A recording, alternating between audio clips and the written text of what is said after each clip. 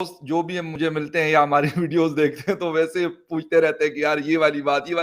मैं ये कहना चाहता हूँ कि एक कंट्री है, यानी इस वक्त इंडिया पांचवी बड़ी रिजर्व रखता है, इकोनॉमी, यानी ये सारी चीजें, बहुत पैसा है उनके पास, वो बड़ा कुछ अफोर्ड कर सकते हैं। आपने शूज की बात की कि जी 8 लाख का जूता पहन के जाते हैं और पैसा मांग रहे जी आईएमएफ से या फिर वर्ल्ड बैंक से या फिर सऊदी अरेबिया से या फिर यूएई से। बिलीव में ये बात हम पाकिस्तान के अंदर बैठकर मुख्तलिफ शोज में हम ये बात करते हैं कि यार आप कम से कम उस लेवल का जाए कि आप उनसे उधार मांगने जा रहे हैं, या तो आप उनको देने जा रहे हो ना, फिर 8 लाख का क्या आप 50 लाख का पहन के चले जाएं। वैसे जो बड़े लीडर्स होते हैं इस तरह की वो फिर नहीं करते, वो कहते हैं यार हमने बस ठीक है व्हाइट कलर का कुर्ता पहन लिया, नीचे धोती, और वो मोदी साहब की मैं अक्सर एक तस्वीर देखता हूँ जिसमें नीचे कुस्सा टाइप एक शूज है वो पहन के बस वो फिर रहे होते हैं कहीं पे भी हो जाए। वो अमेरिका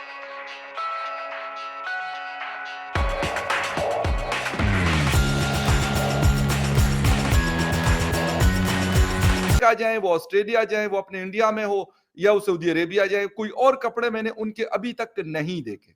तो क्यों ये स्पेशली जो हमारे एशियंस हैं, हम लोग थोड़ा से ज्यादा शोखे होते हैं ना, हमें होता है कि यार हम थोड़ा सा दिखाएं, हालांकि ये शाखर्चियां मैंने अगेन आरएसएस, क्योंकि आरएसएस हमें सिखाता है how to be. I am not a part of RSS but I am telling you, क्योंकि मैंने इनके बारे में बहुत स्टडी किया। गुड। तो one of the Indian virtues of simplicity, कपड़े होते हैं तन ढकने के लिए सिर्फ, बिल्कुल, इससे ज्यादा उनकी कोई मायने नहीं होता है। तो उसके ऊपर ठीक है, आप ठीक है, you can be neatly dressed, as neat as possible, बिल्कुल बिल्कुल बिल्कुल, मगर ड्रेसिंग पर आप इतने करोड़ों खर्च करेंगे, लाखों खर्च करेंगे, इसमें कोई सेंस है नहीं। यार बॉलीवुड वो चीज प्रमोट करता है, but Bollywood is a part of India, it does not represent Indian values as such. But हाँ, तो जो हमारी वैल्यूज है वो ये सिंप्लिसिटी।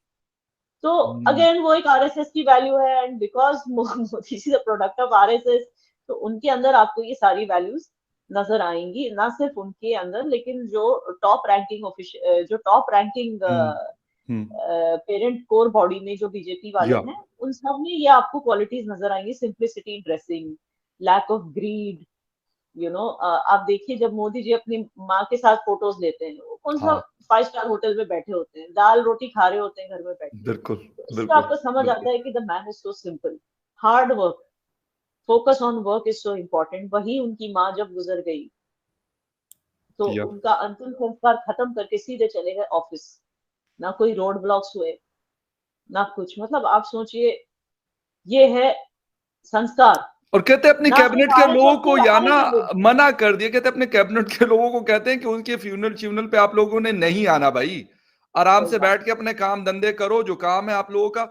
मतलब यहाँ पे हमारे यहाँ क्या होता है, यहाँ पे यानी प्राइम मिनिस्टर तो बहुत बड़ी चीज होती है, अगर किसी दूसरे ऑफिसर का कोई इस किस्म का हो जाता है तो पूरा ऑफिस तो कहते हैं जी फलां साहब की मदर या फादर की। मैं कहता हूँ कंडोलेंस और चीज है, वो करना चाहिए, लेकिन ये नहीं है पूरा दफ्तर बंद हो जाता है। सरकार की मैं बात कर रहा हूँ, बिलीव मी। और यहाँ पे जो इस्लामाबाद का कब्रिस्तान है, क्योंकि मेरा ऑफिस का आना जाना उस रास्ते से किसी वक्त होता था, तो वो पूरा ब्लॉक होता था मुकम्मल तौर पे। वो रोड हालांकि बहुत खुली जगह है, बड़ी खूबसूरत है, तो वहां पे क्योंकि फलां के फादर या फलां के मदर की डेथ हुई है तो पूरा दफ्तर क्या और पता नहीं बाकी ऑफिस के लोग वहां पे पहुंचे होते हैं। वही मैं कह रही हूँ, तो सिंप्लिसिटी है। और एक मतलब खुद को इतना सेल्फ को इतना बड़ा नहीं समझना, अगेन दैट इज एग्जैक्टली। ये सारे हमारे वर्च्यूज हैं, और इन सारे वर्च्यूज को जो है आरएसएस प्रमोट करता है अपनी ट्रेनिंग में। चाहे वो जो उनकी जो ट्रेनिंग होती है उसमें ये सब। लेकिन अनफॉर्चुनेटली आपके हुक्मरान ये कहते हैं कि आरएसएस जो है लोगों को नाजी बनने की ट्रेनिंग देता है। हाँ बिल्कुल, क्योंकि उनके जो शॉर्ट्स हैं वो नाजी लोग जिस तरह के शॉर्ट्स पहनते थे उस तरह के शॉर्ट्स हैं। मतलब ये क्या सेंस है? अब दुनिया को समझ में आ रहा है कि आरएसएस ने दरअसल क्या ट्रेनिंग दी है बीजेपी मोदी जी को देखकर एज अ रोल मॉडल। चाहे आप वीर सावरकर को गाली दे दो, पहले जो भी थे उनको गाली दे दो, गोडसे को गाली दे दो, ठीक है, लेकिन आज मोदी जी दुनिया के सामने एज अ रोल मॉडल।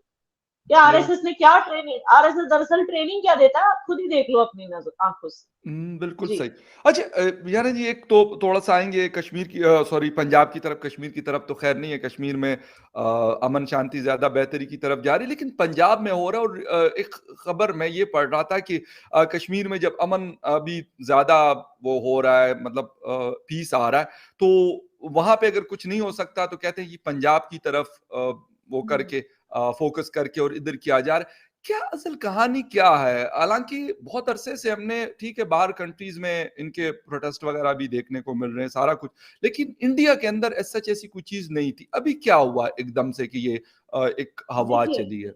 क्या होता है कि India is a very challenging country to govern, ये बात या आपको समझनी पड़ेगी, because it is an amalgamation of different states. या डिफरेंट स्टेट्स का मतलब है different different cultures and many, उसमें मेनी रिलीजन्स भी आते हैं, but exactly. Different cultures, different languages. अब क्या होता है कि अगर किसी स्टेट में वो स्टेट ठीक से चल रहा है, चलो भाई ठीक है, इंडियन नेशनलिज्म, लेकिन अगर उस स्टेट में बहुत अरसे से कुछ प्रॉब्लम पनप रही है, जैसे कि आप चाहो, आप बोलो अनएम्प्लॉयमेंट, या फार्मर्स हाँ। को दिक्कतें, या आप कहो कि ड्रग प्रॉब्लम, या पंजाब में फार्मर्स को दिक्कतें और ड्रग प्रॉब्लम बहुत अरसे से चल रही है। ओके। जाहिर सी बात है कि जो वहां के लीडर्स हैं वो फेल हो चुके हैं पंजाब को इन प्रॉब्लम से निकालने में। तो अमृतपाल सिंह जो है, वो, उसके जैसे बहुत लोग हैं जो ये सोचते हैं कि छोड़ो यार, हमें इंडिया नहीं चाहिए, क्योंकि इससे हमें क्या मिल रहा है, हमें सिर्फ अनएम्प्लॉयमेंट मिल रहा है, हमें, हम ड्रग्स की प्रॉब्लम से अपने बच्चों को निकाल नहीं पा रहे, इंडिया हमारे लिए कुछ नहीं कर रहा है, इससे अच्छा, और ऊपर से बाहर के लोग आके हमारे पंजाब में सेटल हो रहे हैं, इससे अच्छा हमारा पंजाब सिर्फ हमारा हो, हम अपने लोगों का खुद ख्याल रख लेंगे। एक ये जी। फ्रस्ट्रेशन आ जाती है ओके। जो इनमें आने लगी है, ठीक है ना। तो जी। अमृतपाल सिंह वैसे जगह जगह जाकर यही लोगों से कहता था कि अपने कल्चर में वापस आओ, ठीक है ना, हम्म। ड्रग्स में मुब्तला मत हो जाना, ड्रग्स को छोड़, ओके। ड्रग्स का रास्ता छोड़ दो, हाँ, ये चीजें ही बोलता था। लेकिन क्या है कि लोगों में वो जो फ्रस्ट्रेशन है अनएम्प्लॉयमेंट, ड्रग्स, इन चीजों को लेकर, वो एक वायलेंट मोड ले लेती है अगर बहुत टाइम से इस चीज को सॉल्व नहीं किया जाए। And it is a fact कि बहुत टाइम से वहां पे गवर्नमेंट्स भी बदली हैं, अकाली दल, फिर बीजेपी, फिर ये अब आम आदमी पार्टी है, हाँ। कांग्रेस, जो भी वहां पे बहुत सारे मतलब पार्टीज आई हैं, लेकिन कोई उनको, पंजाब को इन प्रॉब्लम से निकाल नहीं पाए। जबकि पंजाबी जो मेजोरिटी है वो तो इंडिया के साथ ही रहना चाहते हैं, विच इज बिल्कुल। वाई 80s में जो ये सेपरेटिज्म की आग हाँ लगी थी बिल्कुल। वहां पर, बिल्कुल। उसको लोगों ने सपोर्ट नहीं किया, विद इन 10 years खत्म हो गया वो।